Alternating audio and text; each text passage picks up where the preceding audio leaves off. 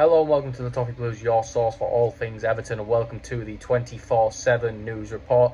To get right into things, Carlo Ancelotti has asked Real Madrid to try and purchase Richarlison, but Everton are asking for a fee of around 80 million euros. This is according to Sport. I don't know who that is, but according to the poll ran on the Toffee Blues Twitter, 75% of Everton fans would sell Richarlison. I can imagine that is for the price listed up, and I think that amount of money is just an amount of money that the club really aren't in a position to turn down. I think it's a level of money where it's around £68 million. I think that's an amount of money that the club just can't turn down. I think it's a game-changing amount of money for the season. Obviously, losing Richarlison is a big loss. He's a player that's had a huge impact, arguably, in the last half of the season. Besides the fans, was the main reason we stayed up. His goals, his contributions in attack, his passion. He's shown that he's Everton through and through, but is the club willing to match his ambitions? That's what it sounded like, what he was talking about in the Brazil press conference. If he's not having his ambitions matched, then he may move on. And it seems like Carlo Ancelotti wants him at Real Madrid, but it's if Real Madrid will stump up the money we want to bring Richarlison in. Speaking of Richarlison, PSG will not be moving for him. They'll be looking for a cheaper option, with Arsenal, Chelsea and Tottenham all interested in Richarlison. This is from the Mail. I don't know about this one. I really can't see Richarlison moving to another English club, to be honest with you, because I don't think any other English club would pay the money we want for Richarlison. If any of these three, I see it being Chelsea. I don't know how it's going to work, but I think Chelsea could probably work out a swap deal with us for, maybe Conor Gallagher and some money, or Gallagher, Broha, Colwill as a swap. I don't know how it would work. I don't know if Chelsea would value that right, but from the looks of things so far, I think Chelsea, out of any English clubs, the most realistic club that we could get some business with. David Maddock from the Mirror has said that Newcastle have identified Calvert-Lewin as the best possible striker to lead their line going into next season, with 53% of Everton fans saying they would sell DCL. Dom's quite a controversial figure. I don't understand why. I think it's clear why he wasn't to his best last season. The injuries, he wasn't all there. He said he's had really bad mental struggles. And I think Dom has shown the ability to be a top striker. He showed it the previous season under Ancelotti. And even at the end of this season, he scored goals to help keep us up. That diving header was fantastic against Crystal Palace, He's shown that if he gets the service, he'll score you goals. And I think that's the one thing Everton have been lacking this season, is the service. No Digne, no James Rodriguez. There's been a complete lack of quality in delivery for Calvert-Lewin, and the injuries haven't helped. I would be willing to sell Calvert-Lewin even to Newcastle if the fees matched, because Newcastle are in a similar realm as us in the league, mid-table right now. You have to ask Newcastle for 60, 70 million, or 50 maybe as a minimum, because we really don't want a club like Newcastle overtaking us, because they can just buy all of our best players. And when we got all the money, the clubs that were in the Premier League would ask for a premium from us because they knew we were in a good financial position. So I think that's something we have to do at Newcastle. There's no playing nice. If you want Calvert-Lewin, you pay the money we want.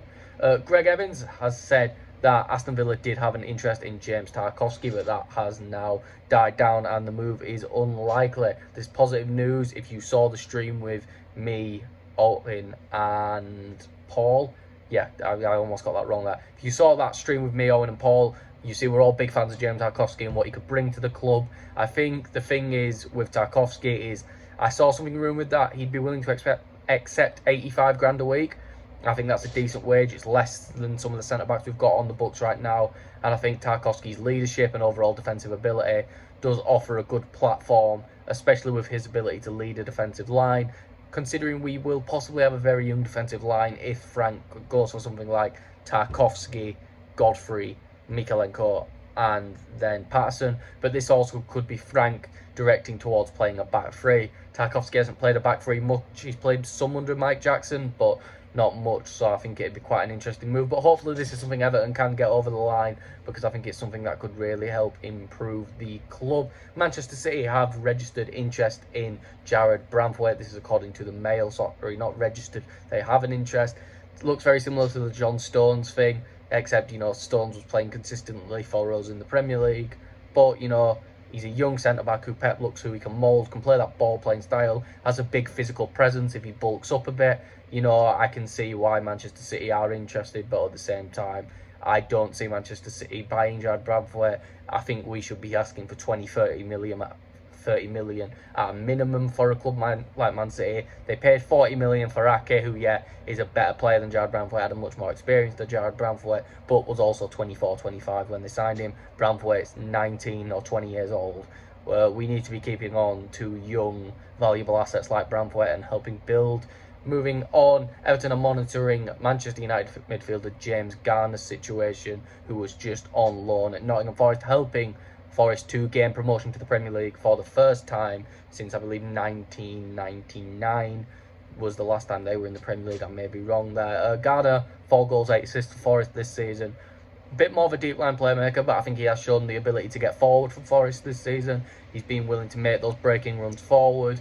To be honest, if we're going to have that young midfielder with a lot of energy to burst forward, I'd much prefer Conor Gallagher, but I can imagine Garner's there as an alternative. Garner is also someone that I think we probably bring in on loan. Ten Hag is probably quite interested in this new youthful Man United rebuild, so, you know, Garner's someone who Man U may not be willing to sell, and is it really worth wasting one of our free loan spots on Garner if he isn't going to be a consistent starter all season?